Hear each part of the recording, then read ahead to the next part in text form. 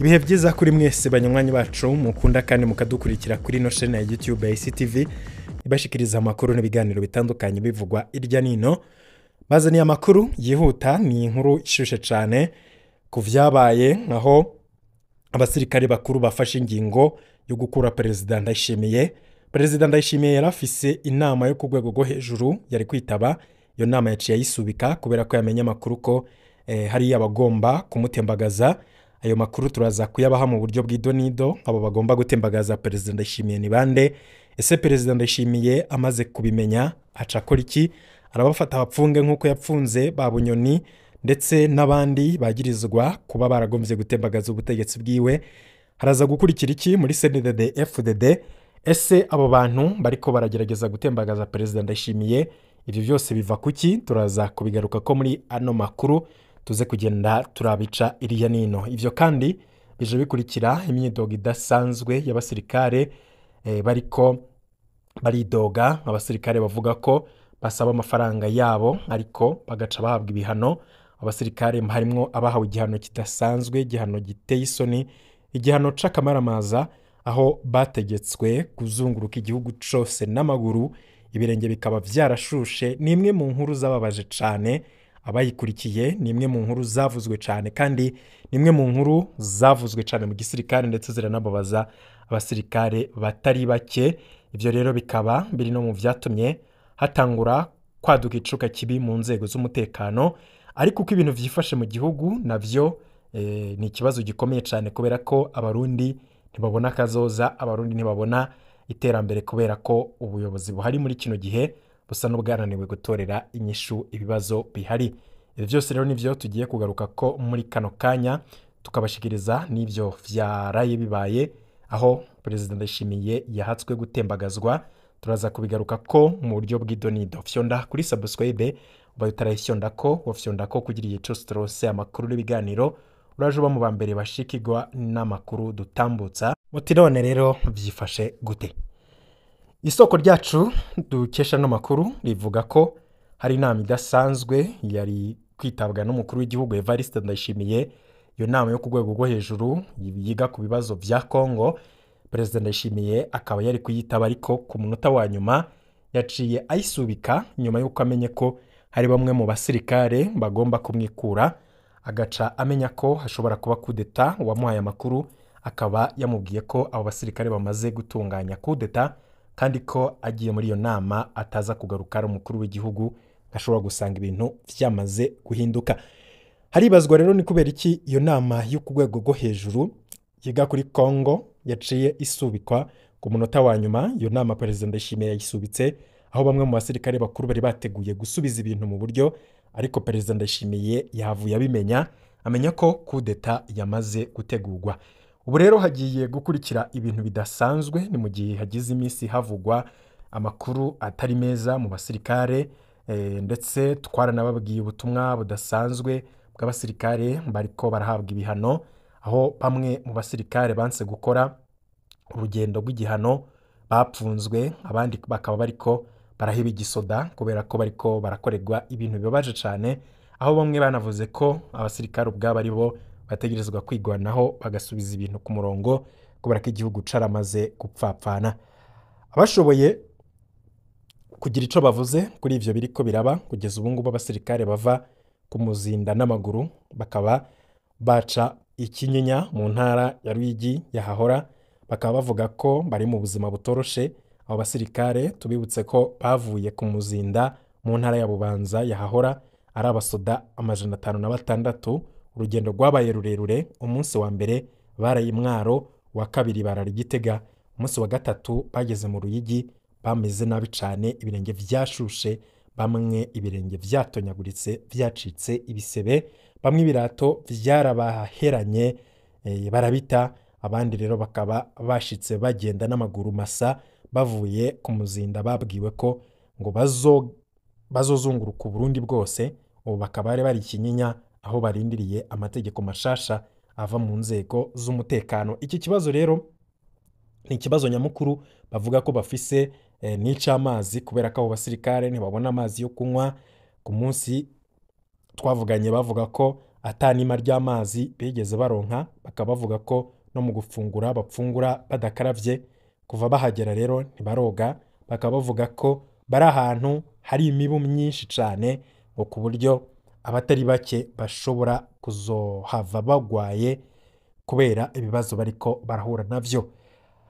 Hari abasirikare baba baranse gukora urwo rugendo rw'igihano, abanse kurukora bakaba basigaye bapfungiwe mu ikambi ya Muzinda.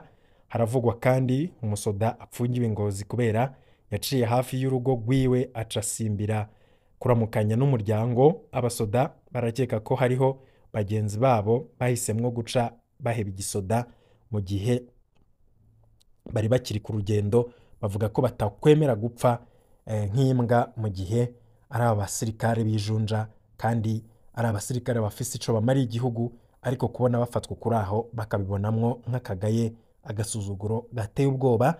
Ishavu ry'abasoda rero rirabandanya. Hari abasirikare batwandikiye ko kubera ishavu batewe n'ibi bintu ngo biteguriye guca baheba igisoda, mbere nayo mafaranga babafitiye ngo bace bayaheberayo, kubera ko aho kugira ngo bapfire mu nzira boca baheba ivyo vy'igisoda. Ariko hari n'abandi bavuga bati kubera iki twebwe nk'abasirikare tutokwisuganya ngo dukureho intwaro idukandamije, dukureho intwaro itumereye nabi, idatuma dutera imbere nk'abandi, ahubwo badushorera ku macuniro aho batatwitayeho, batitaye ko ineza yacu, ahubwo bakatugurisha muri Kongo bakarya amafaranga yacu na twebwe ntituyaboneko.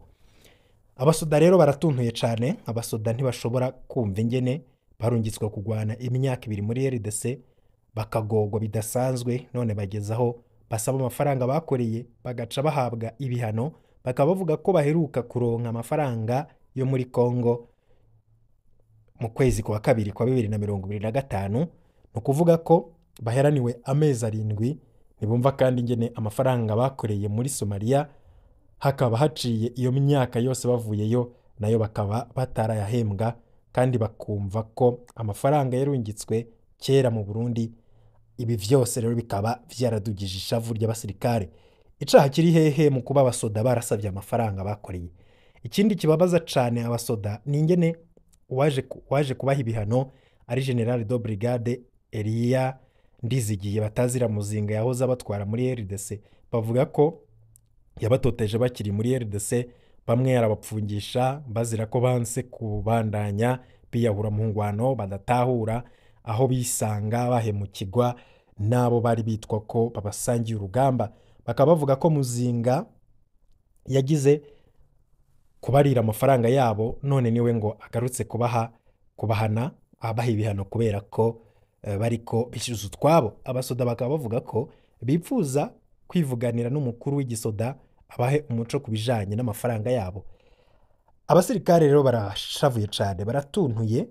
Abo basirikare bakaba batuyagiye ko basanze abasirikare bari bafashwe na M23 begeranirijwe aho Ikinyinya, aho babazwa amakuru yose ajanye na M23, bakongera bakaba bariko barahabwa inyigisho zijanye n'iperereza rya gisirikare.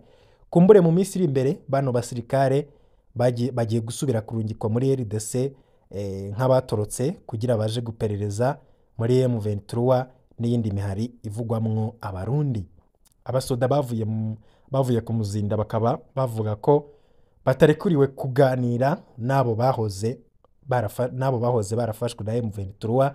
Mu minsi iri imbere rero abasoda n'abandi banyagihugu bo kwitondera ibiganiro bazogerana n'abo basirikare bari barafashwe, na cane cane abo vyoshika bakababwira ibijanye no gufata umuheto. Hari benshi rero bashobora kuzogwa mu mutego ukomeye.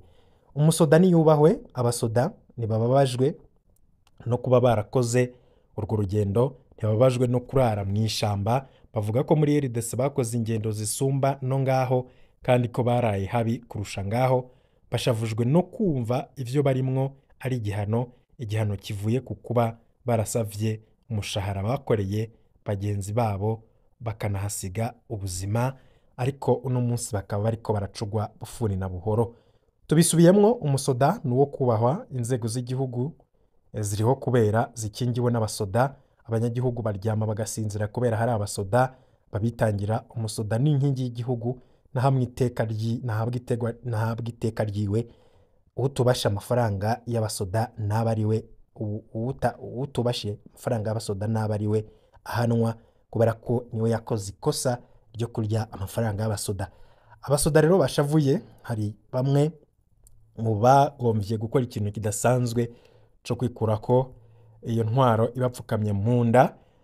Isoko ryacu ryatubwiye ko hari inama idasanzwe yari itegekanijwe Perezida Ndayishimiye yari kwitaba yiga ku bibazo vya Kongo. Iyo nama Perezida Ndayishimiye yari kuyijamwo, ariko agira afata urugendo yaciye aronka ubutumwa buvuye mu nzego z'umutekano n'iperereza zimubwira ko hari akagwi kateguye kumutembagaza. Ubwo nyene Perezida Ndayishimiye yaciye asubika iyo nama ntiyaba kiyitavye kubera ko yaramaze kuronka amakuru atari meza ko umwanya n'umwanya ashobora kwisanga yamaze gutembagazwa. Amasoko yacu rero atubwira ko nyuma yaho abasirikare bafatiye iyo ngingo haciye hafatwa ingingo zikomeye cyane, aho hariko haribazwa hagiye gukurikira iki inyuma y'ivyo bintu. Abo basirikare bagombye gutembagaza Perezida Ndayishimiye barahari, barazwi, bamenyekanye.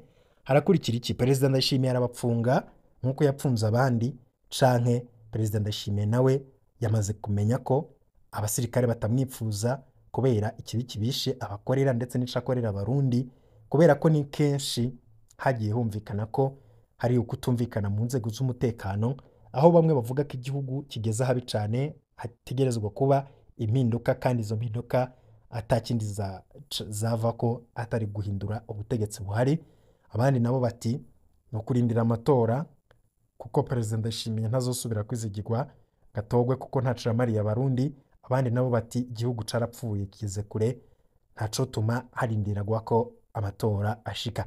Ivi vyose rero ni ibibazo biriko biraba. Banywanyi bacu, turaza kubandanya gutohoza ivyino nkuru, turaza kubaha ido nido vyose ko biriko biraba muri ico gisoda, ndetse n'abo bantu bari bateguye gutembagaza Perezida Ndayishimiye, ndetse n'ayandi makuru muba mwaranyegerejwe menshi. Turaza kugenda tuyagaruka ko wowe fyonda kuri subscribe mu kanya gatoya, turaza tubaha n'izindi nkuru twatohoje. Ibihe vyiza kuri mwese.